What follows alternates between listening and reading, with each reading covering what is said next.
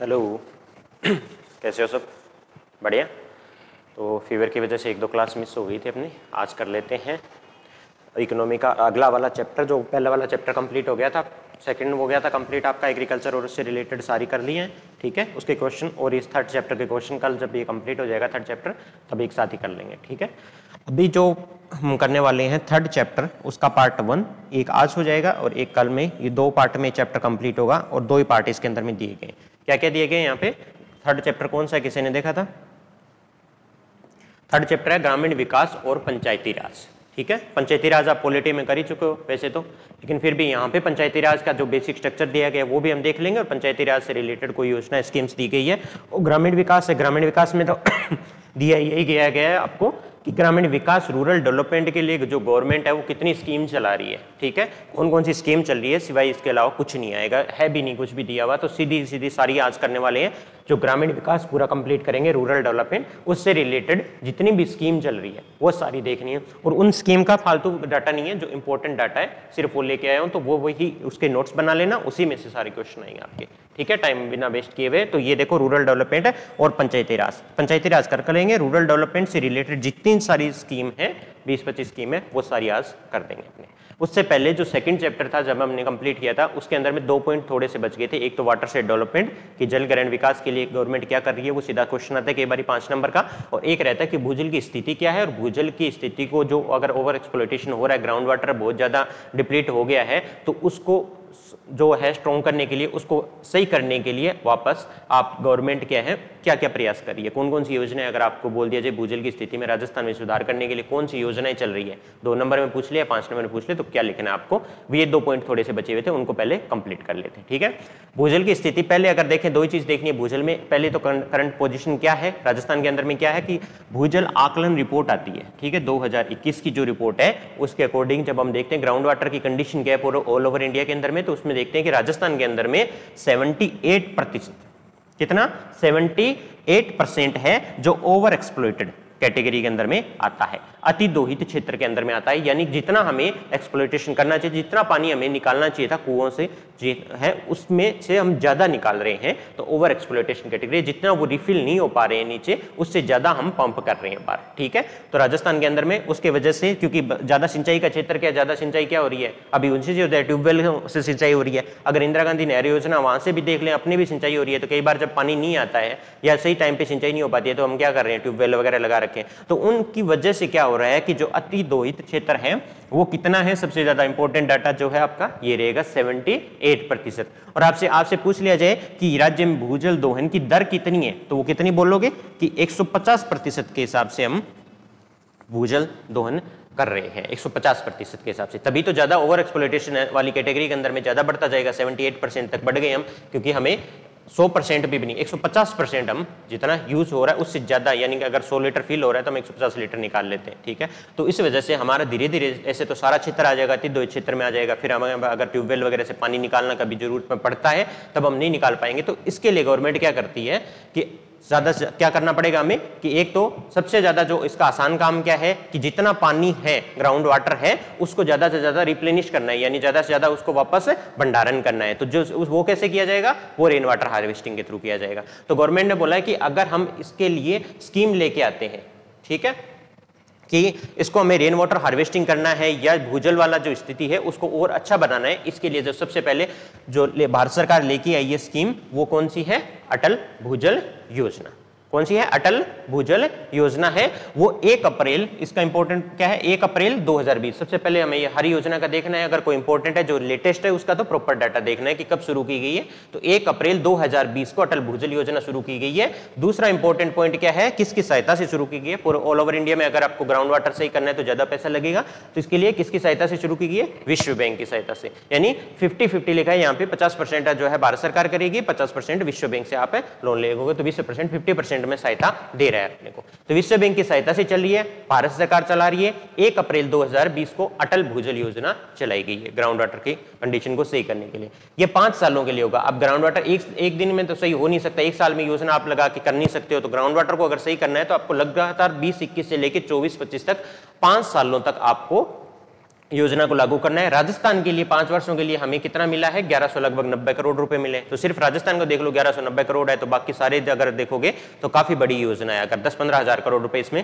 आपको लगाने पड़ेंगे। इस योजना में राजस्थान का देखें तो हमें इंपोर्टेंट तीसरा डाटा जो इंपोर्टेंट क्या रहता है कि 17 जिलों में भूजल योजना के अंदर में सीधा आएगा। 17 जिले हैं, 38 जो आपकी है 38 पंचायत समिति है, उस 1139 ग्राम पंचायत है उनके अंदर को चिन्हित करके उसमें भूजल की स्थिति को सुधार करने के लिए जितने भी कार्य करने हैं वो हमें करने पड़ेंगे, चाहे वो रेन वाटर हार्वेस्टिंग से रिलेटेड होगा कैसे भी होगा। उसके लिए फिर क्या होता है कि आगे जो जल ग्रहण विकास कार्यक्रम भी आता है कि जो वाटरशेड डेवलपमेंट भी आता है वो भी इसको सपोर्ट करता है भूजल की स्थिति को सही करने के लिए। तो इसमें क्या करेंगे कि ज्यादा से ज्यादा जहां पे अति दोषित क्षेत्र है वहां पे क्या करेंगे, ट्यूबवेल को बंद कर देंगे।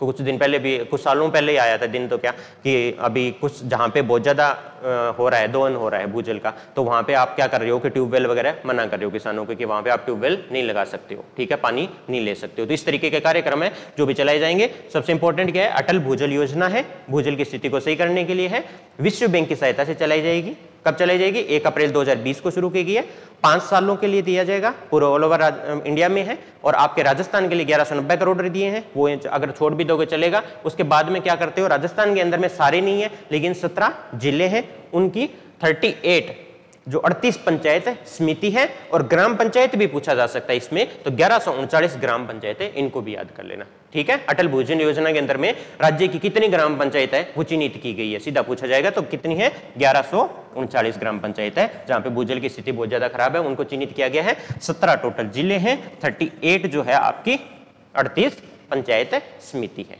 ठीक है। समझ आ गई अटल भूजल योजना, इसके अंदर में इतने था। अब आते हैं हम जल ग्रहण विकास कार्यक्रम, वाटरशेड डेवलपमेंट। वाटरशेड डेवलपमेंट के अंदर में क्या जाना है बेसिकली बता देता हूं कि बाकी तो सारे आंकड़े याद करनी है, उसके अंदर में भी 2 स्कीम है, वही सेम चीज है कि वाटरशेड डेवलपमेंट जल ग्रहण मतलब भूमि है हमारे पास में, उसमें सिंचित अगर सिंचाई नहीं कर पा रहे हैं, उनमें पानी नहीं लगा पाएंगे तो क्या करेंगे, धीरे धीरे वो बंजर भूमि में तब्दील हो जाएगी। जो हम खेती योग्य भूमि है वो धीरे धीरे बंजर भूमि में तब्दील हो जाती है। उसके लिए हमें क्या चाहिए, पानी चाहिए। अब पानी हमारे पास वैसे ग्राउंड वाटर की तो स्थिति बहुत खराब है, 78% ओवर एक्सप्लॉइट कर चुके हैं, तो हमारे पास आएगा कैसे, तो जो भूमि की जो जल ग्रहण क्षमता है उसको बढ़ाना है पहली बात तो, और दूसरा जो पानी की अवेलेबिलिटी कैसे होगी, वो होगी रेन वाटर के थ्रू। तो इसके अंदर में सबसे ज्यादा जो है रेन वाटर हार्वेस्टिंग के ऊपर में फोकस किया गया कि जितना भी है भूमि की एक तो जल ग्रहण क्षमता बढ़ाओ, और दूसरा जो रेन वाटर हमें मिल रहा है राजस्थान के अंदर में जब भी वर्षा हो रही है तो उसको संरक्षित करना, और जितना भी हमारे पास थोड़ा बहुत है उसको जुडिशियली यूज करना। ऐसे नहीं है कि फ्लड इरिगेशन जैसे हटके ड्रिप इरिगेशन पे आ जाओ, तो जितना है उसको उसके यूज करके ज्यादा से ज्यादा इरिगेशन हम कर सके, वो चीज करना है। तो उसके लिए उसको बोलते हैं जल ग्रहण विकास कार्यक्रम।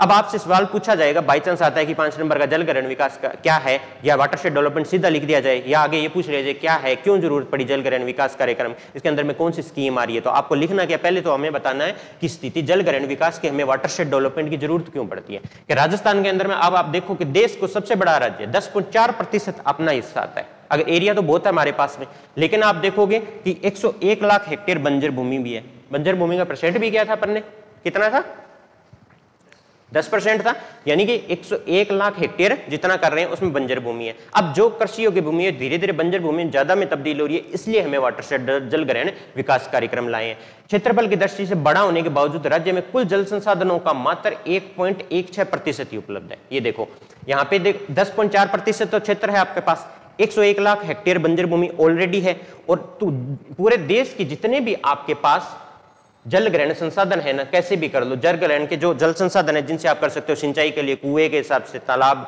बावड़ी, सारे मिला के देश का 1.16% ही राज्य में उपलब्ध है। तो इतना कम पानी उपलब्ध है तो उससे आप खेती कैसे करोगे, तो उसके लिए आप क्या करते हो, और इसके अलावा क्या करते हो, कम बारिश होती है, एक तो राजस्थान में ऑलरेडी कम है, 25 और 50 के अलावा आपने जिस क्लाइमेट के वाले सेक्टर में रेनफॉल डिस्ट्रीब्यूशन में बांटा होगा तब देखा होगा 25 सेंटीमीटर 50 सेंटीमीटर 2 एरिया आते हैं अपने पास। बारिश की उच्च तीव्रता और बिखरी हुई बारिश, कई बार बारिश होती है तो फ्लड हो जाता है कि एक तरीके से जल्दी जल्दी बारिश हुई, पानी बह गया, आप उसको रोक नहीं पाए, और बिखरी हुई बारिश यानी कहीं पे हो रही है किसी रीजन में, किसी रीजन में बिल्कुल नहीं हो रही है। अभी भी देख लो गाँव के साइड ओले पड़ रहे हैं, लेकिन किसी एरिया के अंदर में जहां जरूरत है वहां बिल्कुल बारिश नहीं होगी। तो इस तरीके से जो बारिश जितना भी होता है उसका एक बहुत बड़ा वाटरशेड है वो खराब हो जाता है आपका, ठीक है, उसको आप यूज नहीं कर पाते हो, बर्बाद हो जाता है, इसलिए जल स्तर में लगातार गिरावट आ रही है और खेती योग्य भूमि बंजर भूमि में परिवर्तित हो रही है। तो दूसरा ये देखो ग्राउंड वाटर है ना, उसमें जल स्तर में गिरावट आ रही है, तो एक तो ग्राउंड वाटर इफेक्ट होगा आपका, और दूसरी चीज क्या हो रही है, खेती योग्य भूमि जो ऑलरेडी 101 लाख हेक्टेयर भूमि है वो और ज्यादा बढ़ रही है, खेती योग्य भूमि बंजर भूमि में तब्दील हो रही है। तो इसलिए आपको क्या जरूरत पड़ रही है, वाटरशेड डेवलपमेंट जल ग्रहण विकास कार्यक्रम की जरूरत पड़ती है। इसकी एक तो हम स्कीम कल कर चुके थे, ठीक है, पिछली वाली क्लास के अंदर में, लेकिन फिर भी देख लेते हैं। इसके लिए क्या किया है, इन मुद्दों को हल करने के लिए गवर्नमेंट क्या करती है, राज्य सरकार ने अधिकतम वर्षा जल संचयन, सबसे पहला तो काम किया, जितनी बारिश हो रही है वर्षा जल उसका संचयन करो, जल संरक्षण करो, और जितने भी उपलब्ध जल स्रोत है, अभी भी जितने भी उपलब्ध जल स्रोत है, चाहे तालाब से कर रहे हो, चाहे कुओं से कर रहे हो, कैसे भी खेती कर रहे हो, उसका विवेकपूर्ण उपयोग करना है। या वर्षा जल को भी संग्रहित कर रहे हो तो जितना हमारे पास है उसको विवेकपूर्ण जो उपयोग कर सको, उसको सुनिश्चित करने के लिए राजीव गांधी जल संचय योजना कल जो पिछले क्लास में करवाई थी ना, लास्ट जो लगभग थी, राजीव गांधी जल संचय योजना आपने शुरू करी है। इसके अलावा दूसरी जो योजना जो चल रही है वो कौन सी है, प्रधानमंत्री कृषि सिंचाई योजना, वाटरशेड घटक, इसका दूसरा पॉइंट चल रहा है अभी। लेकिन इसके लिए इंपॉर्टेंट, इस योजना में तो इंपॉर्टेंट हमारे लिए यही है कि प्रधानमंत्री, एक तो नाम आपको पता होना चाहिए कि कौन सी दो योजनाएं जो वाटरशेड डेवलपमेंट के लिए चल रही है, कौन सी है, राजीव गांधी जल संचय योजना और दूसरी है प्रधानमंत्री कृषि सिंचाई योजना। तो राजीव गांधी जल सिंचाई योजना दोबारा रिवीजन कर लेंगे। प्रधानमंत्री कृषि सिंचाई योजना के अंदर में दो ही घटक आते हैं। सबसे पहला शुरू हुआ था, उसके अंदर में 46 लाख हेक्टेयर जो है कृषि योग्य भूमि को सिंचाई योग्य बनाना था, ठीक है, जहां पे सिंचाई की सुविधा उपलब्ध कर सके, ऑलरेडी अवेलेबल है, तो उसको और रिफाइन कैसे कर सके, उसको और विवेकपूर्ण तरीके से, जैसे आप फ्लड इरिगेशन करें तो उसको ड्रिप में कैसे कन्वर्ट करें, धीरे धीरे स्प्रिंकलर इरिगेशन में कैसे कन्वर्ट करें, तो कुछ काम 46 लाख हेक्टेयर की भूमि के अंदर में काम हुआ था। दूसरी जो प्रधानमंत्री कृषि सिंचाई योजना है उसके अंदर में जो सेकंड आया है 2.0 आया, वाटरशेड घटक 2.0 है, उसमें 7 लाख हेक्टेयर कृषि योग्य सिंचाई भूमि पे ध्यान दिया गया। इसमें तो इतना ही है। और पहली वाली क्या थी, राजीव गांधी जल संचय योजना। अब राजीव गांधी जल संचय योजना वही थी जैसे मैंने बताई थी, क्योंकि इसका पार्ट है वाटरशेड डेवलपमेंट का, इसलिए अधिकतम वर्षा जल का संचयन की बात करेगा, जल संरक्षण की बात करेगा, और जितने भी उपलब्ध जल संसाधन है उसका विवेकपूर्ण उपयोग का बात करेगा राजीव गांधी जल संचय योजना। और मैंने बताया था 2019 में शुरू की गई है आपकी, ठीक है।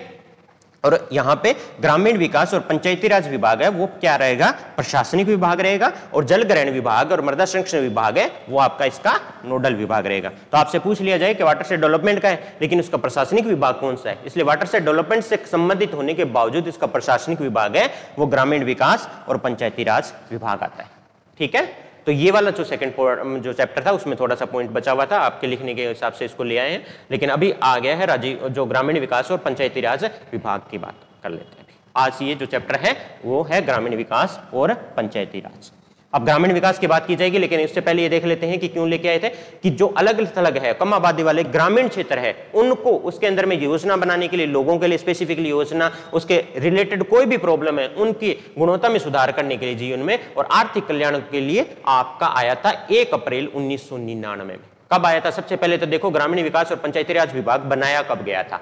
ग्रामीण विकास पंचायती राज विभाग बनाया था, ग्रामीण इलाके हैं उसमें लोगों की जीवन में गुणवत्ता में सुधार के लिए, उनके आर्थिक कल्याण के लिए, यानी सोशल इकोनॉमिक सब तरीके से डेवलपमेंट के लिए, इंफ्रास्ट्रक्चर के डेवलपमेंट के लिए जो स्कीम वगैरह चालू करेंगे। तो ग्रामीण क्षेत्र को अलग से हमें देखने के लिए ग्रामीण विकास और पंचायती राज विभाग आया था, वो आया था 1 अप्रैल 1999 के अंदर में, पहले तो ये याद कर लो, ठीक है।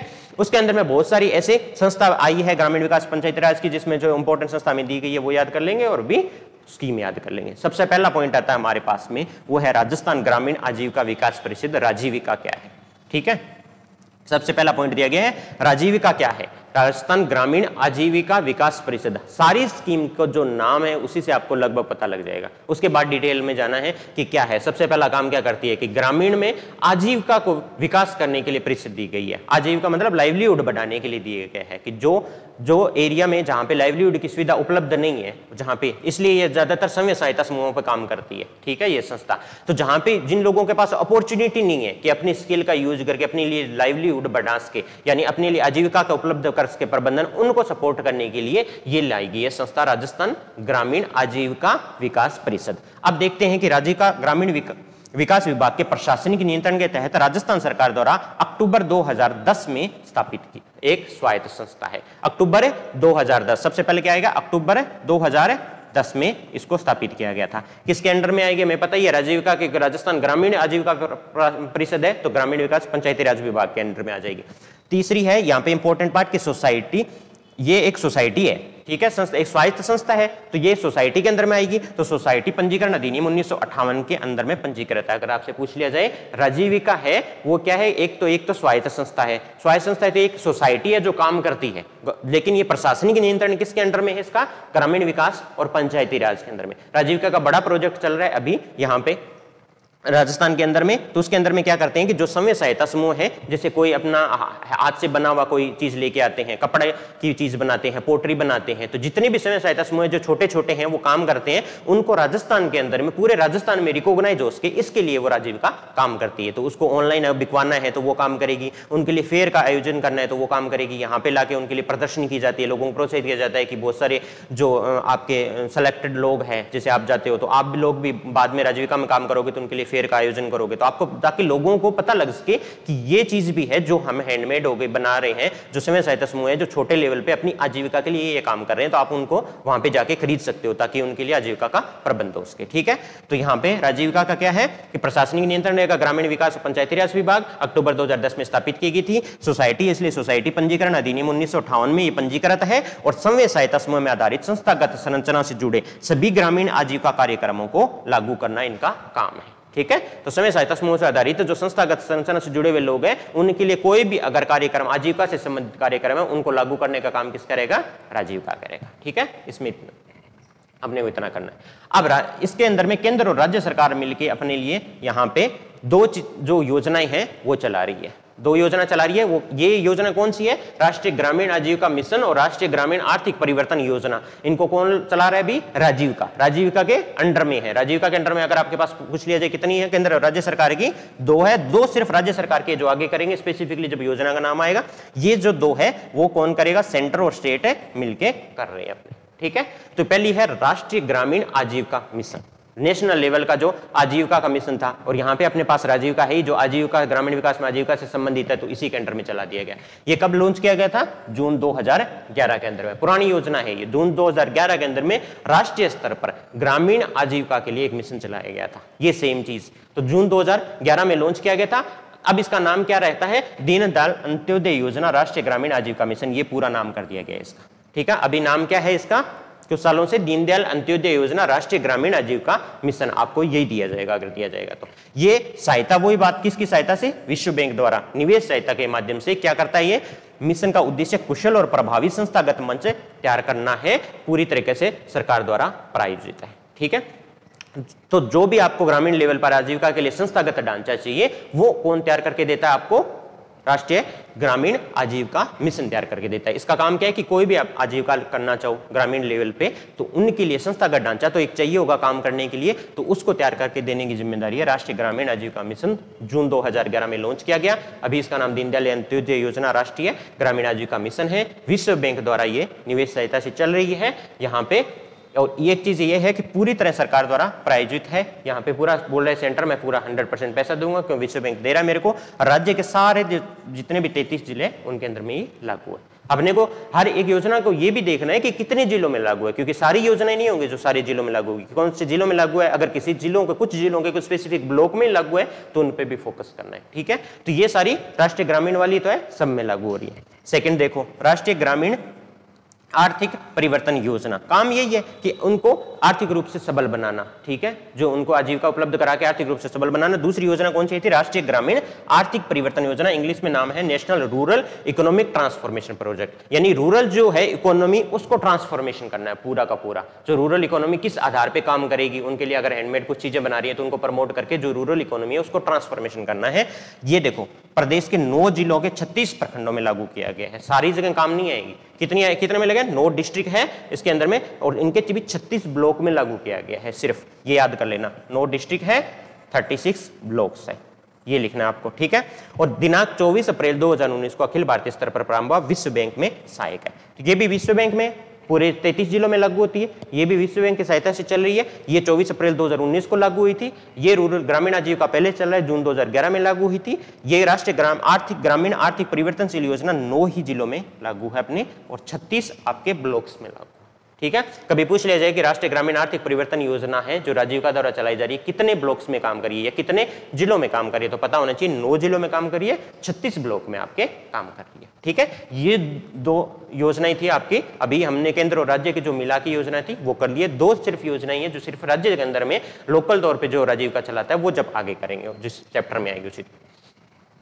अब देख लेते हैं तीसरा इंपॉर्टेंट जो पॉइंट दिया गया था जो ग्रामीण विकास के संबंधित है। राजीव का खत्म हो गया, अभी राजीव का की 2 योजनाएं आपकी फिनिश होगी। अब जो हम देख रहे हैं आगे सारी वो सेपरेट योजनाएं सारी, और सिर्फ जो हमें रूरल डेवलपमेंट वाला पॉइंट है, ग्रामीण विकास के लिए क्या क्या काम किए जा रहे हैं, कौन कौन सी योजनाएं चल रही है, सेपरेट योजना पूछी जाएगी जब भी पूछी जाएगी।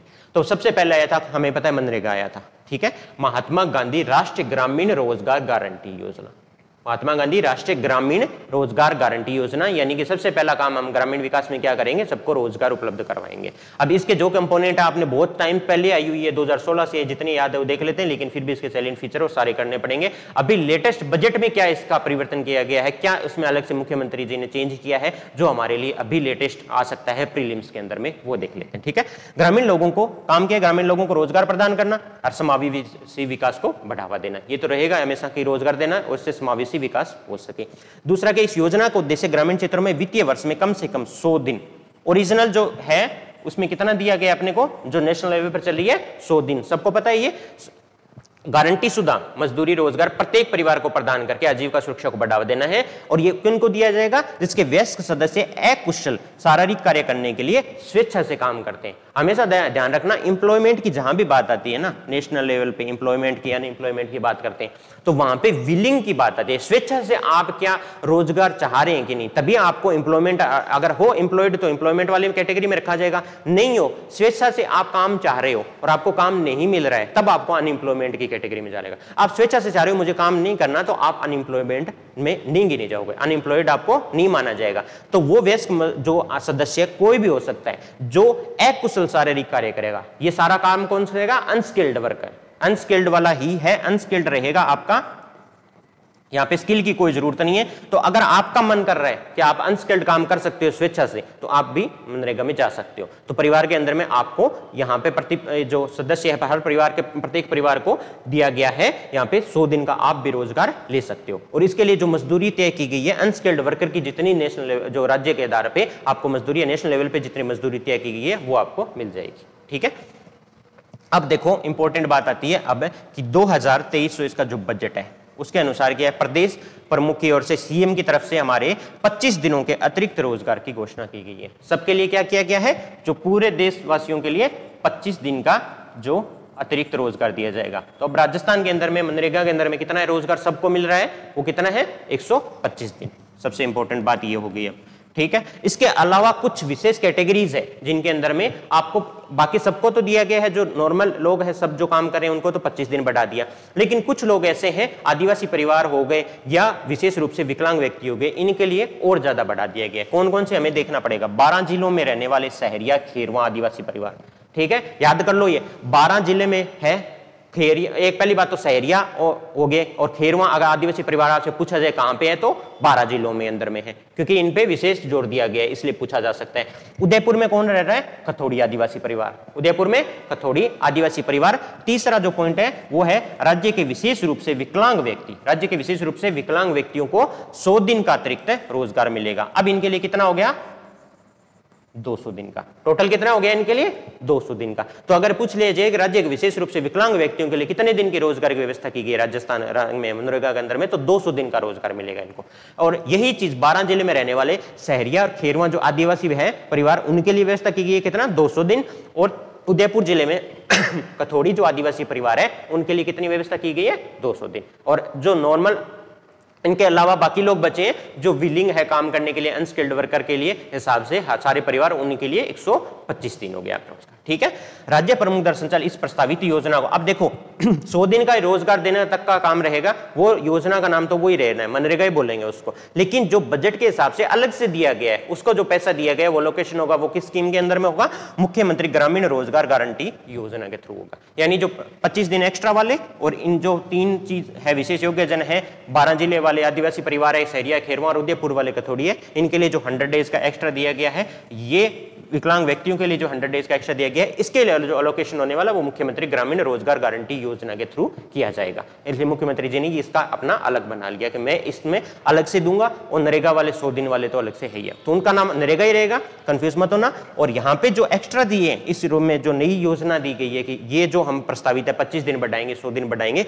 इसको नाम दिया गया मुख्यमंत्री ग्रामीण रोजगार गारंटी योजना राजस्थान। ठीक है, समझ में आ गई मनरेगा की कहानी। अभी तक अलोकेशन सिस्टम समझ में आ गया। अब योजना के मुख्य उद्देश्य देखते हैं।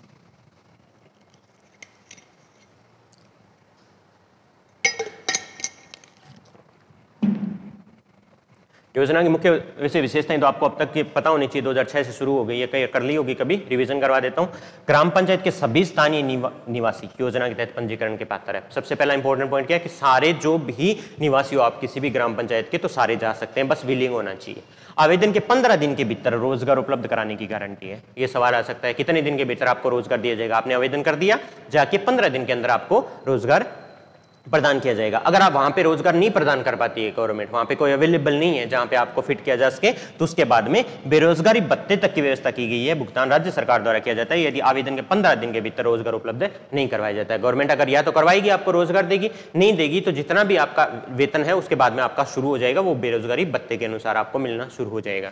ठीक है, गांव के 5 किलोमीटर के दायरे में काम दिया जाता है। कितने में? 5 किलोमीटर के दायरे में दिया जाएगा। 5 किलोमीटर से अगर आगे आपको बुलाया जाता है काम के लिए तो 10% अतिरिक्त मजदूरी आपको दी जाएगी, 10%। तो पहला काम क्या है, 5 किलोमीटर दायरे में आपको काम देंगे, 15 दिन के अंदर काम दिया जाएगा, नहीं दिया तो बेरोजगारी भत्ता दिया जाएगा। और 5 किलोमीटर के बाहर अगर काम करवाने को बुलाते हैं आपको तो 10% अतिरिक्त मजदूरी आपको एज ए ट्रांसपोर्टेशन कॉस्ट आपको दे दी जाएगी। किए गए कार्य के अनुसार मजदूरी का भुगतान किया जाता है। यहाँ पे ऐसा नहीं कि आप गए तो सारे दिन का आपकी मजदूरी फ्री मिल गई, आपको वहाँ पे आपने कार्य नहीं किया है, बैठे रहे हो, तो वहाँ पे मैट होता है, वो लिख लेता है कि इसने काम नहीं किया है तो उसको आज की मजदूरी नहीं दी जाएगी, सीधा लिखते हैं। उनका काम यही होता है, बड़े बड़े पर्चे लेके बैठे रहते हैं ना, देखा होगा किसी को गाँव में काम करते हुए आते हैं तो काम करने के लिए तो कितना काम किया है उसके अकॉर्डिंग आपको मजदूरी का भुगतान किया जाएगा। ठीक है, पीने का पानी, छाया, प्राथमिक चिकित्सा, क्रंच सुविधा कार्यस्थल पर अनिवार्य है। तो ये देखो यहाँ पे भी क्रंच की सुविधा दी गई है, यानी कोई मदर गई है, उसका बेबी छोटा है, 6 महीने का, 7 महीने का, तो वो साथ में ले जा सकती है उसको काम करने के लिए। वहां पे क्रेंच की सुविधा होना अनिवार्य है। कहीं भी नहीं हो तो आप बोल सकते हो गांव में जाके, पढ़े लिखे हो कि नहीं, यहाँ पे ये सुविधाएं उपलब्ध करवाना सरकार का काम है। सरकार क्या क्या उपलब्ध करे, एक तो पीने का पानी उनको देना है, काम कर रहे हैं तो, एक वहां पे रेस्ट करना बीच में करता है, छाया क्षेत्र होना चाहिए, प्राथमिक चिकित्सा की सुविधा भी उपलब्ध होनी चाहिए और क्रेंच की सुविधा भी उपलब्ध होनी चाहिए। तो कोई भी अगर गाँव में काम कर रहा है तो उसके पास में छोटा बच्चा है तो वो मांग कर सकते हैं कि हमें क्रेंच की सुविधाएं उपलब्ध करवाई जाए। ठीक है, अब आते ग्राम सभा कार्यों की पहचान करने और वार्षिक कार्य योजना तैयार करने के लिए प्राथमिक प्राधिकरण है। अब आप बोलोगे कि कार्यों की पहचान, कौन से काम करेंगे, वो उनको काम भी तो करवाना है, कौन से काम करेंगे उन कार्यों की पहचान करना और वार्षिक कार्य योजना तैयार करना कि इस साल के अंदर में, इस एरिया के अंदर में ये काम हमारा किया जाएगा मनरेगा के थ्रू। तो वो काम करता है, वो कौन है, इसके लिए प्राधिकरण, प्राथमिक प्राधिकरण क्या रहेगा, ग्राम सभा रहेगी। ठीक है, याद करना। ठेकेदारों और श्रमिकों को विस्थापित करने वाली मशीनरी की अनुमति यहाँ पे नहीं है, कोई मशीनरी नहीं किया जाएगा। अनस्किल्ड वर्कर है, आपको हाथ से ही काम करना है, कोई मशीनरी का यूज है आपसे नहीं किया जा सकता। ऐसा नहीं है, श्रमिक नहीं बोल सकता कि मेरे पास में तो ये है कि हमें इससे ही काम कर लेता हूँ, नहीं, आपको मैनुअल वर्क ही करना पड़ेगा। ग्राम सभा द्वारा सोशल ऑडिट किया जाएगा। सोशल ऑडिट के लिए कौन है, काम की जिम्मेदारी, सारा काम कौन करता है, ग्राम सभा करती है। ठीक है, सभी वेतन भुगतान केवल बैंक और डाकघर के माध्यम से किए जाएंगे। ठीक है, आपने देखा होगा बैंक में हर गुरुवार को लगभग लाइन लगती है वहां पे अपना पैसा लेने के लिए, तो वहां पे बैंक के द्वारा किया जाएगा या डाकघर के द्वारा किया जाएगा।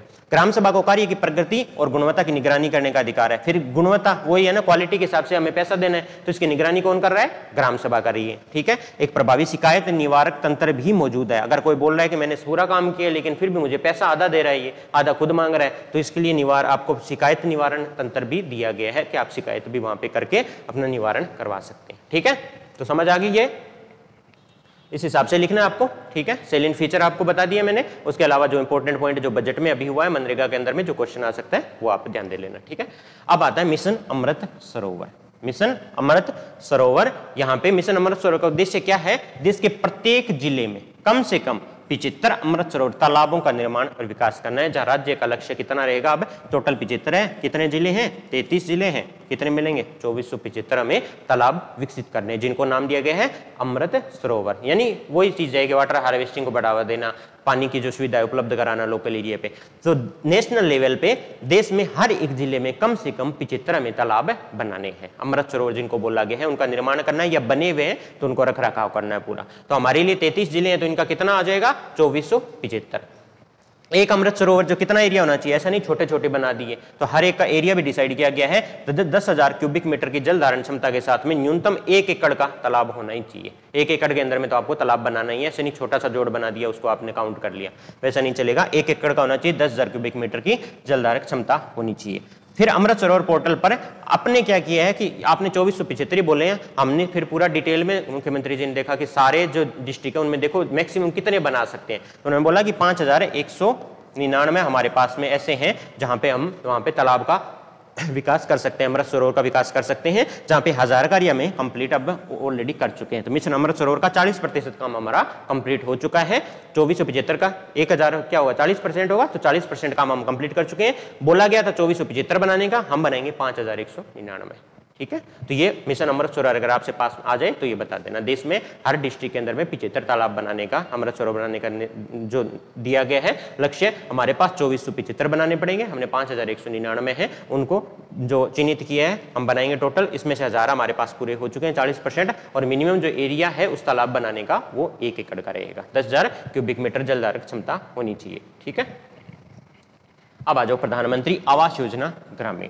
प्रधानमंत्री आवास योजना ग्रामीण के गांवों में आपने देखा होगा बहुत सारे ऐसे हैं आवास बन रहे हैं, तो वो आपको पता ही होगा। शुरू कब हुई थी, 20 नवंबर 2016 को भारत सरकार द्वारा लॉन्च किया गया था। कब हुई थी शुरू, 20 नवंबर 2016 को। योजना के तहत लाभार्थियों का चयन, अब बोलोगे गांव में किसके लिए ग्रामीण विकास जो योजना है ये प्रधानमंत्री आवास योजना ग्रामीण है, उसमें किस आधार पे आप दिए जाओगे, होना चाहिए ना, कोई तो इनकम सर्टिफिकेट मांगे, कुछ तो मांगे। तो ये इन्होंने बोला है कि जो लाभार्थी है वो सामाजिक आर्थिक जातिक जनगणना होती है अपनी 2011 की, उनके आंकड़ों के आधार पर किए जाएंगे। कौन सी गणना होती है, सामाजिक आर्थिक जाति गणना। ठीक है, सोशल इकोनॉमिक कास्ट सेंसस। ठीक है, 2011 है आपका, उसके आधार पे आपको वित्तीय सहायता दी जाएगी। अब आपको घर बनाने के लिए, गांव में घर बनाने के लिए कितनी सहायता दी जाएगी उस पे फोकस करो, 1,20,000 रुपए की वित्तीय सहायता दी जाएगी। तो आवास योजना ग्रामीण में जो है सामाजिक आर्थिक जाति गणना के आधार पे बंदों का चयन किया जाएगा, उनको घर बनाने की सुविधा दी जाएगी। घर बनाने के लिए 1,20,000 रुपए की वित्तीय सहायता उपलब्ध करवाई जाएगी इस योजना के थ्रू। तो उसके अलावा जो लाभार्थी है घर बना रहा है, उसके साथ में ये देख लो कि स्वच्छ भारत मिशन आया था, उसके तहत फिर शौचालय निर्माण के लिए 12,000 रुपए की अतिरिक्त सहायता भी दी जाएगी। तो पहले इस योजना की जो है प्रधानमंत्री आवास योजना ग्रामीण में कितना दिया जा रहा है, 1,20,000 और 12,000 रुपए स्वच्छ भारत के मिशन के तहत दिया जाएगा। तो पूरी फैमिली को अगर देखें तो हमारे लिए यहाँ पे 1,32,000 रुपए तक का मिल रहा है, टोटल आप बना सकते हो घर में। योजना के लाभार्थियों को इसके साथ में मनरेगा के माध्यम से दैनिक मजदूरी 90 दिनों की मजदूरी भी प्रदान की जाती है मनरेगा के अंदर में। ऐसा नहीं कोई और काम होगा, काम वही करना पड़ेगा मनरेगा वाला, लेकिन आपको अगर दैनिक मजदूरी चाहिए, अगर इतने ही हो कि घर ही नहीं बना सकते हो, इतने गरीब हो, आपको मजदूरी चाहिए, तो 90 दिनों तक की आपको मजदूरी भी प्रदान कर देंगे अगर आप चाहो तो। ठीक है, तो ये हो गया आपका प्रधानमंत्री आवास योजना ग्रामीण, जो हर एक की इंपॉर्टेंट पॉइंट है, सिर्फ वो देखने अपने को लिखने के लिए इतना ही काम आने वाला। अब जो दो बड़ी योजना आती है आप देखोगे, सांसद स्थानीय क्षेत्र विकास योजना, एमपी लैंड स्कीम आती है। ठीक है, ये देखो मेंबर ऑफ पार्लियामेंट उनके लिए लोकल एरिया के डेवलपमेंट के लिए स्कीम लाई गई थी 1993 में यहाँ पे, और सांख्यिकी जो मंत्रालय है वो इसका अभी नोडल विभाग है, याद रख लेना क्योंकि अलग है थोड़ा। सबसे पहले इसको जब 93 के अंदर में लाए थे तब ये किसके जो आया था, रूरल डेवलपमेंट वाले के अंडर में ही आया था। आपको सबसे पहले पंचायती राज को जो हैंडल करता था उसी के लिए लाया गया था, उस टाइम जो पंचायती राज को हैंडल कर रहे थे। लेकिन बाद में क्या किया गया, इसके लिए अलग से जब 93-94 में पंचायत आए, म्यूनिसिपालिटी वाले आए, तो उसके बाद में इसको जो स्थानांतरित कर दिया गया member of parliament local area development को MOSPI के साथ में, यानी जो सांख्यिकी मंत्रालय है उसको दे दिया गया था। ठीक है, तो ये और एक MLA लैंड आती है अपनी, जो MLA के लिए कितना लोकल एरिया के डेवलपमेंट के लिए फंड किया गया है, और MPs को कितना फंड मिलता है लोकल एरिया को डेवलप करने के लिए। अब MP बन गए तो अपनी तरीके से पैसा लगा के तो वो करेगा नहीं, किसी को विकास करेगा। अब वो बन गया, MLA बन गया, MP बन गया, तो उसको क्या पावर दी गई है कि अपने एरिया का विकास करने के लिए वो क्या खर्चा कर सकता है, उसके लिए ये स्कीम है सांसद स्थानीय क्षेत्र के विकास योजना के लिए, जिसको बोलते हैं MP लैंड। अब ये देखो, कार्यक्रम का उद्देश्य सार्वजनिक उपयोगिता की सामाजिक और बुनियादी सुविधाओं और संपत्तियों का निर्माण करना है। कार्यक्रम का उद्देश्य क्या है कि सामाजिक बुनियादी सुविधाओं और संपत्तियों का निर्माण करना है, सार्वजनिक क्षेत्र की होनी चाहिए और ऐसा निर्माण करना है जो लॉन्ग टर्म के लिए हो सके। ऐसा नहीं आज वाला एमपी बना दिया, लोकल टाइम के लिए बना दिया। ऐसी सुविधाएं सारी बनाई जाएगी जो लंबे टाइम तक उस एरिया के लोगों के लिए फायदेमंद रहे, उनके लिए विकास के लिए किया जाएगा। इंपॉर्टेंट क्या है, यहाँ पे अपने पास में कितनी है, 25 कितनी है लोकसभा और 10 है राज्यसभा। एमपी तो कितने रहेंगे अपने मेंबर ऑफ पार्लियामेंट, 25 लोकसभा वाले वो भी तो मेंबर ऑफ पार्लियामेंट एमपीज कहलाएंगे, राज्यसभा वाले भी एमपीज कहलाएंगे। और अगर कोई नॉमिनेटेड वाला बंदा भी चला जाता है नेशनल लेवल पे, कोई नॉमिनेट करते हैं ना राज्यसभा में, लोकसभा में तो हटा दिया, एंग्लो इंडियन में करते थे, अब वो तो हटा दिया गया, लेकिन राज्यसभा में अभी भी नॉमिनेशन है। कितने हैं नॉमिनेशन राज्यसभा में? 12। तो उनमें हो सकता है कोई बंदा हो तो वो भी एमपी कहलाएगा। तो इनका पहले सबसे पहले देख लेते हैं इनका कार्य क्षेत्र क्या होता है। सबसे पहले यह है कि 1 साल के लिए जो संसद का प्रत्येक सदस्य जो सांसद कहलाता है अपने निर्वाचन क्षेत्र में जिला कलेक्टर को प्रतिवर्ष 5 करोड़ रुपए कार्यों की सिफारिश कर सकता है। यानी लॉन्ग टर्म के लिए जिले उस क्षेत्र के विकास के लिए आप 5 करोड़ रुपए प्रति वर्ष आप जिला कलेक्टर को बोल सकते हो कि ये चीज का डेवलपमेंट करो, ये मेरे जिले के विकास के लिए, ये लोगों के विकास के लिए बहुत इंपॉर्टेंट है। इसमें क्या इसको नहीं आता, यहाँ पे न तो एमएलए को आता है न एमपी को आता है, इसकी ये सिफारिश करता है और जिला कलेक्टर फिर आगे उसकी रिसिप्ट भेजता है कि मेरे को यहाँ पे एमपी जी ने सिफारिश की है 5 करोड़ रुपए मेरे को इस एरिया में लगाने, 5 नहीं तो 3 करोड़ 3.5 करोड़ का ये मेरे को प्रोजेक्ट दिया गया है, मेरे को इस डेवलपमेंट के लिए काम करना है। और वो फिर डायरेक्ट सरकार है वो उसके जो इसके लिए स्कीम जो के लिए फंड बनाया गया उसके अंदर में डायरेक्ट उस जिला कलेक्टर के हिसाब से अथॉरिटी में डाल देती है, तो वहां से वो डायरेक्ट खर्चा करता है। इनका काम क्या है, 5 करोड़ रुपए तक के कार्यों की सिफारिश कर सकते हैं। पहली बात तो हो गया कि कितना खर्चा कर सकते हैं, 5 करोड़ रुपए। अब बात आती है कहां कहां कर सकते हो आप। 25 लोकसभा के, 10 राज्यसभा के नॉमिनेटेड है, तो लोकसभा वाले तो क्या करेंगे, लोकसभा के सांसद कहां करेंगे, अपने निर्वाचन क्षेत्र में ही कर सकते हैं जहां से आप इलेक्टेड हो निर्वाचन क्षेत्र में। अब राज्यसभा वाले सांसद हैं वो क्या रहते हैं, पूरे जिले के हिसाब से राज्यसभा के होते हैं, निर्वाचित होते हैं, पूरे मतलब राज्य के हिसाब से निर्वाचित हो सकते हैं। तो कोई भी जिला वो चूज कर सकते हैं, अपनी मर्जी का किसी भी जिले के अंदर में करवा सकते हैं। राज्यसभा के सांसद क्या कर सकते हैं, किसी भी जिले के अंदर में ये 5 करोड़ रुपए खर्च कर सकते हैं प्रति वर्ष, उन्होंने चूज करना होता है। लोकसभा वाला क्या करेगा, अपने निर्वाचन क्षेत्र में। और ऐसा कोई बंदा जो नॉमिनेटेड है तो वो क्या रहेगा, नॉमिनेटेड है और राज्यसभा के लिए पूरे कहां पे, देश के अंदर में किसी भी आप जिले को चूज कर सकते हो और वहां पे आप अपने ये 5 करोड़ रुपए खर्च कर सकते हो। तो समझ आ गया, 5 करोड़ रुपए हैं। 3 तरीके के अपने पास एमपी है, लोकसभा के सांसद है वो तो अपने जहां पे निर्वाचन क्षेत्र में चुने गए हैं वो ही वहीं जाएंगे। दूसरा राज्यसभा के सांसद है जहां पे आपको गए हैं तो वो किसी भी जिले में जा सकते हैं, ठीक है, पूरे राज्य के अंदर में। और तीसरी चीज आती है अपना नॉमिनेटेड, जो यहाँ पे नहीं लिखा वो आपको पता नहीं, अगर कोई नॉमिनेट होता है तो उसके अंदर में पूरे देश के लिए हो जाएगा, वो 12 नॉमिनेटेड लोग होते हैं पूरे ऑल ओवर इंडिया में, तो वो कहीं भी अपना एक जिला चूज करके उसमें पैसा खर्च कर सकता है। और कितने पैसे खर्च करेंगे, 5 करोड़ रुपए खर्च करेंगे, ठीक है। अब देखो इसके अलावा कहीं कर सकता है क्या, अपने जिले निर्वाचन क्षेत्र से बाहर जा सकता है क्या ये लोकसभा का सांसद, ये देखना पड़ेगा हमें। तो दुर्लभ गंभीरता की प्राकृतिक आपदा ऐसे आ जाए, कोई गंभीर आपको आपदा आ गई, कहीं पे बहुत ज्यादा फ्लड आ गई, बड़ी फ्लड आ गई, तो वहां पे क्या कर सकते हैं ये, इस गंभीर स्थिति के अंदर में अपने जो है 1 करोड़ रुपए तक का अपने जिले से बाहर भी खर्च कर सकते हैं, देश के किसी में भी। मान लो असम में फ्लड आती रहती है, तो असम में अगर बड़ी फ्लड आ गई, आपको पता है कि वहां पे पैसे चाहिए होंगे, तो आप क्या करोगे, अगर 5 में से 3 करोड़ यहाँ लगाए, आपके पास बचा फंड है या नहीं भी बचा हो, तो आप अगली बार सैंक्शन कर रहे हो तो मैक्सिमम 1 करोड़ रुपए आप खर्च कर सकते हो। बिना गंभीर आपदा के आपको देना है तो 25 लाख से ऊपर का आपको नहीं अलाउड है, वो आपको उसी जिले के अंदर में आपको करना पड़ेगा, ठीक है। तो ये भी पूछा जा सकता है कि गंभीर आपदा के दौरान अगर प्राकृतिक आपदा आती है तो उसके दौरान क्या जो एमपी है वो अपने जो जिला है वो कार्य क्षेत्र है उसके बाहर भी खर्च कर सकता है, तो हाँ कर सकता है, लेकिन वो गंभीर प्राकृतिक आपदा होनी चाहिए। वो कितना कर सकता है, 1 करोड़ रुपए खर्च कर सकता है, ठीक है, समझ आ गया।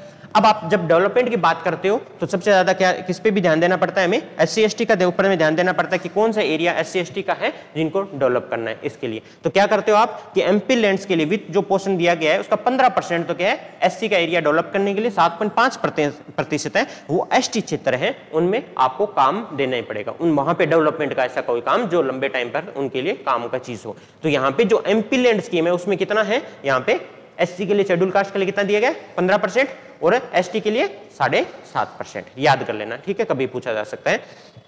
और 75 दिनों के भीतर सभी स्वीकृतियां दी जानी चाहिए। अब इसने जब रिकमेंड कर दिया ना, सारी स्वीकृतियां कंप्लीट कब होकर काम शुरू हो जाना चाहिए, 75 दिन के अंदर में। कितनी डेडलाइन दी गई है, ऐसा नहीं है कि इसने रिकमेंड कर दिया और कोई काम ही नहीं कर रहा है, तो इसके लिए डेडलाइन दी गई है कि 75 डेज के अंदर में अगर उसने बोल दिया ये काम करो, इसमें 3 करोड़ रुपए लगाओ, ये डेवलपमेंट करो एरिया, तो 75 दिनों के अंदर में आपको वो काम शुरू करना है। ठीक है, डेडलाइन आ गई। इंपॉर्टेंट सब समझ में आ गया आपको। अब ये चीज आएगी आपकी विधानसभा क्षेत्र वाले। विधानसभा स्थानीय क्षेत्र के सदस्यों के विकास। अब बोले एमपी विकास ज्यादा कर रहे हैं, वो पॉपुलर हो रहे हैं, लेकिन यहाँ के एमएलए भी तो है। एमएलए के अंदर में ऐसा कोई इश्यू नहीं है। एमएलए का आपको पता है कि राज्य के ही है, एमएलए सेलेक्टेड रहेंगे, पूरे 200 सबको देना पड़ेगा, तो जितनी कॉन्स्टिट्यूएंसी है वहां पे काम करते रहेंगे। काम वही रहेगा कि उस एरिया के डेवलपमेंट के लिए तो एक एमपी लगा सकता है, एक एमएलए लगा सकता है, दोनों मिलकर अपना अपना लगा सकते हैं। हर एक के पास में 5 करोड़ रुपए प्रतिवर्ष रहेगा। विधायक केवल अपने कार्य निर्वाचित क्षेत्र में कार्यों की सिफारिश कर सकता है, बिकॉज वो राज्य के होते हैं विधायक सारे के सारे, तो अपनी जो कॉन्स्टिट्यूएंसी है जहां से वो जीता हुआ है वहां पे अपने कार्य की सिफारिश कर सकता है। ये योजना ग्रामीण क्षेत्रों के साथ साथ एक राज्य के शहरी क्षेत्रों में भी लागू की जाती है। ये इसमें ये नहीं है ग्रामीण नहीं, विधायक वाले कहां पे, पूरी जहां पे कौन। अब सोचो ना, ये क्यों करना पड़ा, ग्रामीण के साथ साथ शहरी क्षेत्र में भी लगाना पड़ेगा, ये तो करना ही पड़ेगा ना, बिकॉज जो विधायक, आप जयपुर का कोई विधायक है बेचारा, वो कहां जाएगा, ग्रामीण एरिया में थोड़ी जाएगा किसी दूसरे के, उसको तो अपनी कॉन्स्टिट्यूएंसी में पैसा लगाना है। तो चाहे ग्रामीण क्षेत्र हो चाहे शहरी क्षेत्र हो, दोनों की जगह ये पैसा लगाया जाएगा। इसमें बिल्कुल कंफ्यूजन मत करना। आप अनुसूचित जाति अनुसूचित जनजाति की बस्ती के विकास के लिए कुल वार्षिक आवंटन राशि में कम से कम 20% की सिफारिश की जानी है। ये देख लो आप, अनुसूचित जाति जनजाति है, जाति का करो चाहे जनजाति का करो, यहाँ पे किसी का कर सकते हो, लेकिन उन बस्तियों के विकास के लिए चाहे ग्रामीण एरिया है चाहे शहरी एरिया, वहां पे तो अलग अलग था 15 और 7.5%, यहाँ पे आपको कम से कम 20% की सिफारिश करनी है उनके विकास के लिए। कोई भी एरिया, कोई भी इंफ्रास्ट्रक्चर डेवलपमेंट हो, उसके लिए 20% की करनी है। दूसरा क्या है, विधायक द्वारा सार्वजनिक उपयोगिता के निर्माण और वहां मरम्मत कार्यों के लिए एक जो वार्षिक आवंटन होता है, इसके 20% की सिफारिश। 20% तो जाएगा एससी एसटी के कोई भी इंफ्रास्ट्रक्चर डेवलपमेंट के लिए, और 20% आपका जाना चाहिए कि जो सार्वजनिक उपयोगिता की वस्तु जो है निर्माण हो रहा है, जैसे कोई पब्लिक टॉयलेट किसी ने बनाया हुआ है, सार्वजनिक पार्क हो गए, तो जो सार्वजनिक उपयोगिता वाली चीजें हैं उनके मरम्मत के लिए भी, निर्माण कार्य के लिए भी कम से कम 20% जाना चाहिए। उसके बाद वाला हिस्सा है वो आप अपनी इमेजिनेशन से कोई नई चीज भी बनाना चाहो तो बना सकते हो कि क्षेत्र के विकास के आधार पे। ठीक है, तो एमपी लैंड एमएलए लैंड बहुत इंपॉर्टेंट स्कीम है, इनको अच्छे से रिवीजन करना, अच्छे से जो बताया वो नोट्स बना लेना, इससे ज्यादा आपको लिखने की जरूरत पड़ेगी नहीं, नया कहीं दिया हुआ है। ठीक है, अब हम देख लेते हैं मेवात क्षेत्र। कुछ एक है जो मेवात क्षेत्र है, डांग क्षेत्र है, एरिया विकास है, बॉर्डर एरिया डेवलपमेंट है, उनको देखा जाना चाहिए। इनमें फोकस करना कौन सा एरिया कौन सा है, मेवात क्षेत्र हो गया, डांग एरिया हो गया, तो कौन सा एरिया है, कितने जिलों के कितने ब्लॉक्स आते हैं, उस पर ज्यादा फोकस करना है हमें। ठीक है, तो ये देखो मेवात क्षेत्र क्या है, मेवों द्वारा बसाई गए क्षेत्र को मेवात क्षेत्र बोला जाता है। और हमें ध्यान देना है कि कौन से क्षेत्र है ये कौन से हैं, अलवर और भरतपुर के 14 ब्लॉक्स। डिस्ट्रिक्ट कौन से हैं, अलवर और भरतपुर, 2 डिस्ट्रिक्ट हैं हमारे पास में, और इसके कितने ब्लॉक्स हैं हमारे पास, 14 ब्लॉक्स हैं। उनके अंदर में ये योजना है जो मेवात क्षेत्र विकास कार्यक्रम चालू किया गया है। ये बहुत पहले शुरू किया गया था, 1986 और 87 के अंदर में शुरू किया गया था।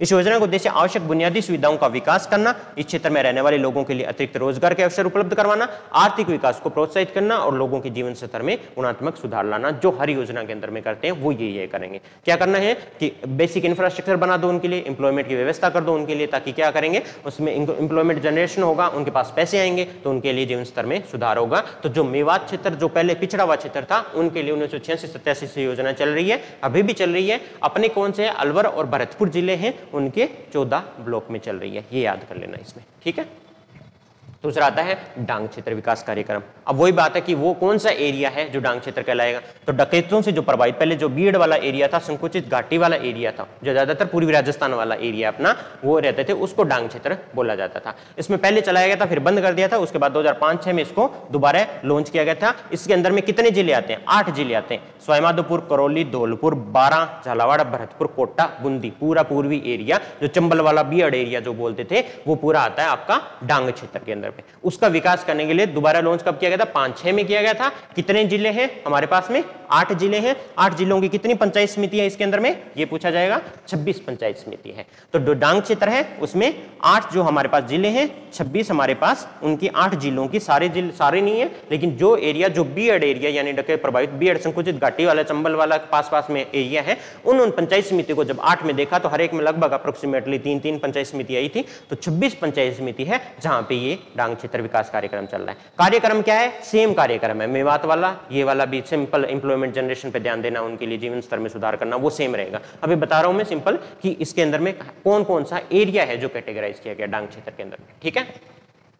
तीसरा एरिया जो है राजस्थान के अंदर में स्पेसिफिक जिस पे फोकस किया गया वो है मगरा क्षेत्र विकास कार्यक्रम। अब मगरा क्षेत्र विकास कार्यक्रम के अंदर में भी वही चीज होगी कि कहां पे है, तो मध्य जो दक्षिणी भाग है सेंट्रल वाला, सेंट्रल सदर्न रीजन है, उसके ऊपर में विशेष रूप से किस किस पे फोकस किया गया है यहाँ पे? अजमेर, भीलवाड़ा, पाली, चित्तौड़गढ़ और राजसमंद। कितने हो गए यहाँ पे? 5, ठीक है। अब इसमें पहले 2 थे, फिर 8 जिले थे, अब मेवात इसके अंदर में जो मगरा क्षेत्र है, मगरा क्षेत्र के अंदर में कितने हैं?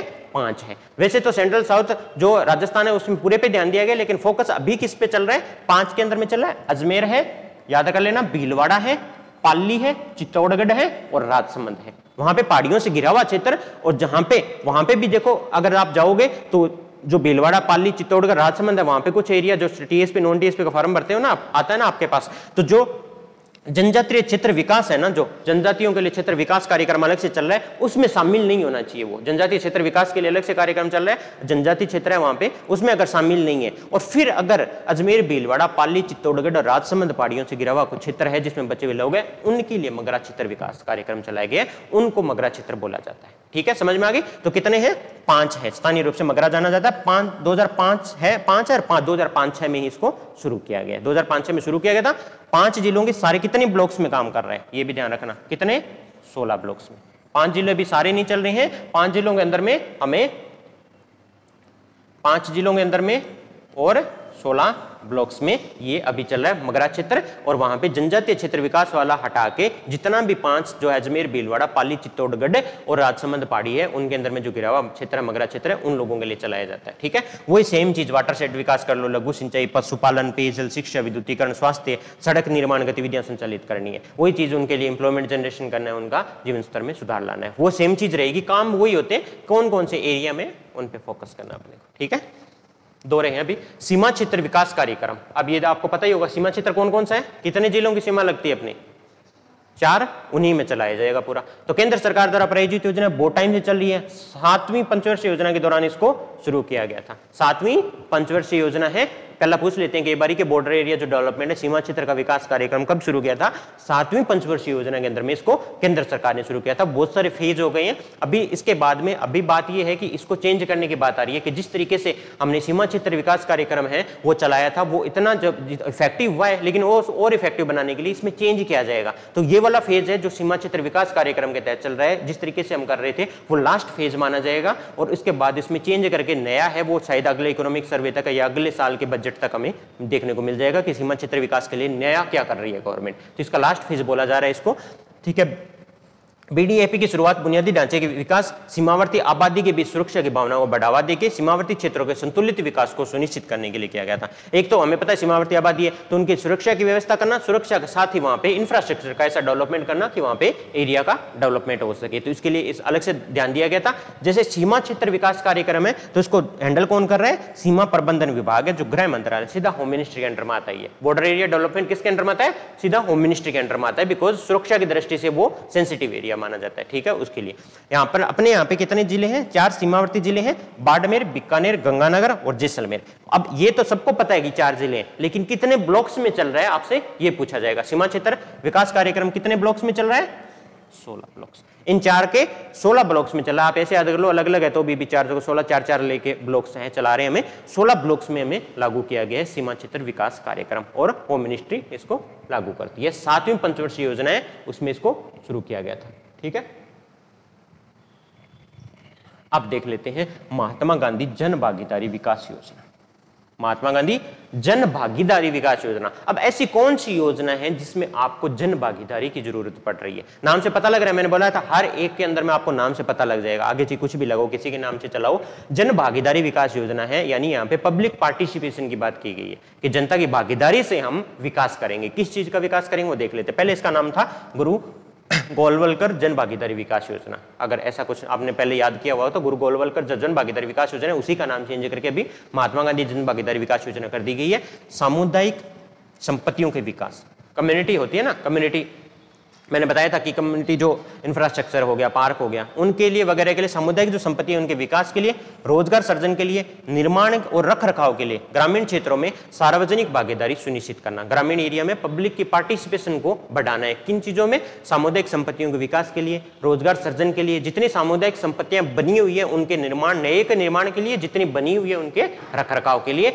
हमें ग्रामीण क्षेत्रों में सार्वजनिक भागीदारी को सुनिश्चित करना है। ठीक है, ये हो गया। राज्य द्वारा वित्त पोषित है, ग्रामीण क्षेत्रों में लागू किया जा रहा है। लेकिन इंपॉर्टेंट पॉइंट ये है कि राज्य द्वारा वित्त पोषित होने के बावजूद भी 100% जो है ये राज्य नहीं देता है। यहाँ पे 100% राज्य नहीं देता है। यहाँ पे जो जन भागीदारी की बात कर रहे हैं वो हो गई पैसे के तौर पे कि कुछ पैसा देगी पब्लिक उस चीज को डेवलप करने के लिए, कुछ पैसा देगी सरकार। अब उनका क्या क्या, कौन कौन से पैसे? जैसे गांव में शमशान और कब्रिस्तान है, उसकी चारदीवारी क्या करनी है आपको, तो उसके निर्माण के लिए क्या कर रही है कि 90% राशि तो आपको गवर्नमेंट दे रही है।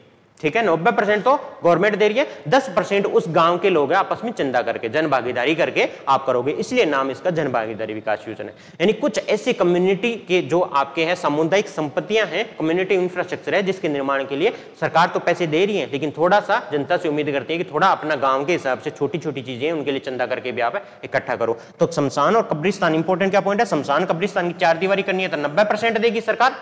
ठीक है, अन्य सामुदायिक संपत्तियों के निर्माण के लिए 70% देगी। टीएसपी क्षेत्रों के मामलों में 80% हो जाएगा ये, बाकी लोगों के लिए 70%। अन्य जो भी गांव में आप पब्लिक संपत्ति बनाते हो, कम्युनिटी जो ऐसी चीजें बनाती हो इंफ्रास्ट्रक्चर, तो 70%। लेकिन टीएसपी एरिया है तो वहां पे लोगों के पास पैसा कम होगा, तो obvious सी बात है वहां पे राज्य का प्रतिशत बढ़ जाएगा। तो वो कितना हो जाएगा? 80% हो जाएगा, राज्य सरकार द्वारा प्रदान किया जाता है और शेष राशि जनता से एकत्रित की जाती है। तो ये है आपकी जन भागीदारी। जन भागीदारी का मीनिंग है कि जनता से पैसा लेना है, जो बचा हुआ है सारा काम कम्युनिटी इंफ्रास्ट्रक्चर है उसको बनाने में सरकार अकेली नहीं कर सकती है। तो ठीक है, अब ये पूछा जाता है जनरली कि शमशान कब्रिस्तान की चारदीवारी के निर्माण के लिए जो राज्य सरकार है उसमें और जनता की जो रेशियो क्या रहता है, तो 90:10 का रहता है। अन्य के लिए 70:30 का रहता है। और अगर टीएसपी एरिया है तो उसके लिए कितना रहेगा? 80:20 का रहेगा। 80% रहेगी राज्य सरकार, 20% देगी पब्लिक। ठीक है, समझ आ गया ये? अब आता है मुख्यमंत्री जिला नवाचार निधि योजना। मुख्यमंत्री फिर कहां पे जाएगा? जिले में, और वहां पे नवाचार करना है, इनोवेशन करना है, उसके लिए पैसा देने की बात की गई है। तो जिले में सबसे ज्यादा इंपॉर्टेंट कौन होता है? जिला कलेक्टर होता है। ठीक है, तो वो देगा। जिला कलेक्टर द्वारा राज्य के प्रत्येक जिले में स्थानीय आवश्यकताओं के अनुरूप है, उस जिले की स्थानीय जितनी भी जरूरत है उसके अकॉर्डिंग अगर आप नवाचार करते हो, इनोवेशन करते हो, कुछ जैसे आप अपने जिले में इनोवेशन कर रहे हो जाके, तो उसके लिए निवेशन नवाचारों का समावेश करके समान विकास है केंद्रीकृत निवेश को सुनिश्चित करना है। 2019 में शुरू किया गया था। इंपॉर्टेंट ये कि जिला कलेक्टर एक जिले के अंदर में अगर उसकी रीजनल जो आपकी आवश्यकताएं हैं उसको पूरा करने के लिए आपको नवाचार करते हो तो उसके लिए जो पैसा प्रोवाइड करवाना के लिए जो योजना शुरू की गई है 2019 से, वो है मुख्यमंत्री जिला नवाचार निधि योजना।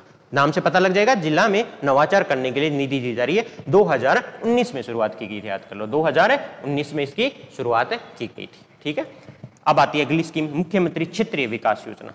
ठीक है, इस बजट की है सबसे इंपॉर्टेंट बात जो है बता दूंगा मैं, मुख्यमंत्री क्षेत्रीय विकास योजना। अभी इसका पूरा ढांचा शायद नहीं बना, इसलिए कुछ ज्यादा कुछ है नहीं। 2000 अभी इस बजट में लॉन्च किया गया है। पहली बात तो ये, मुख्यमंत्री ने बोला कि क्षेत्र के हर एक क्षेत्र का विकास करेंगे। क्षेत्रीय नाम आ गया तो आपको पता है कि हर एक दूरस्थ हो, चाहे पिछड़ा क्षेत्र हो, चाहे पूरा प्रदेश हो, उसमें आधारभूत संरचना ग्रामीण विकास हेतु राज्य के भौगोलिक, आर्थिक और सामाजिक स्तर पर क्षेत्रीय भिन्नता, आवश्यकता और संभावनाओं को ध्यान रखते हुए समग्र विकास को पूरा करना है। यानी कोई भी एरिया उसका सोशल इकोनॉमिक तौर पे हर तरीके से डेवलपमेंट करना है। किस आधार पे?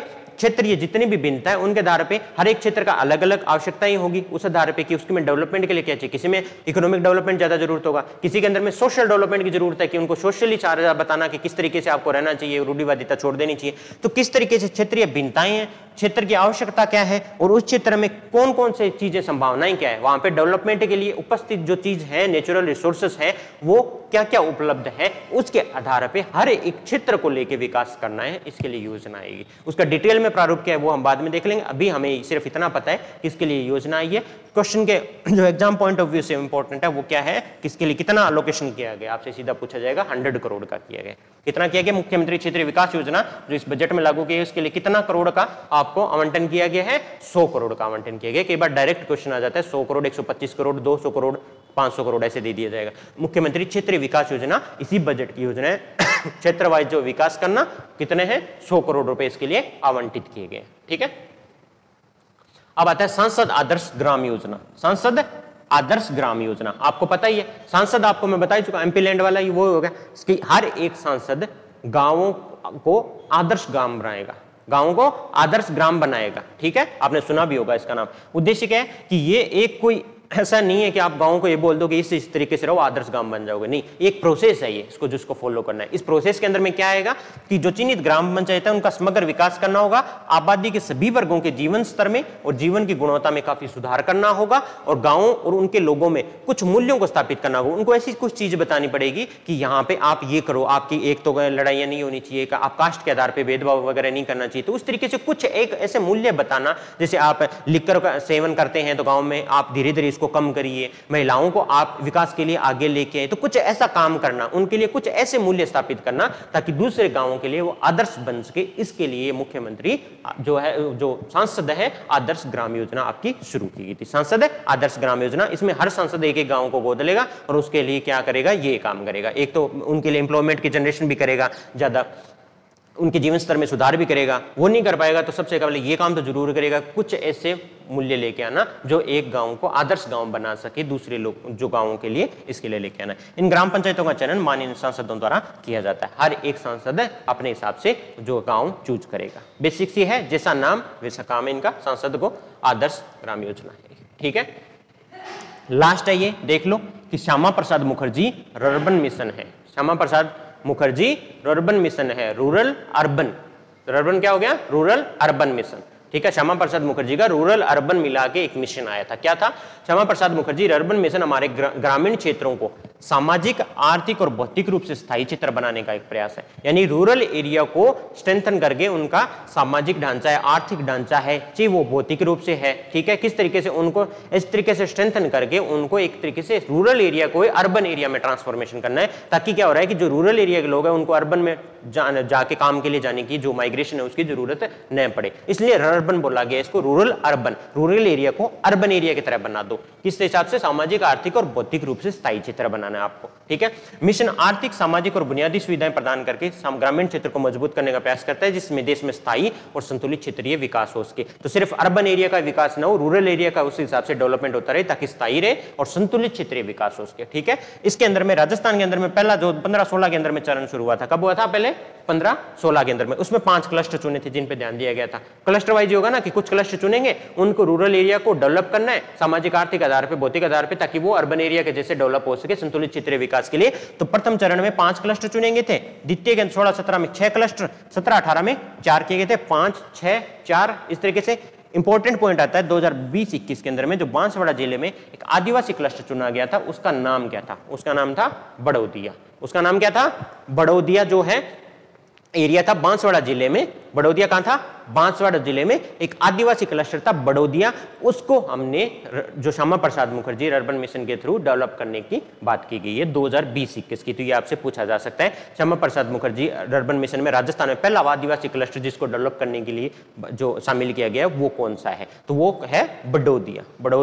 बड़ौदिया है वो। आपसे ये भी पूछा जा सकता है कौन से जिले के अंदर में, तो बांसवाड़ा के अंदर में। ठीक है, नोट्स आज बना लेना। नोट्स आज के लिए इतना ही काफी है, सारी मैं योजना करवा चुका हूं।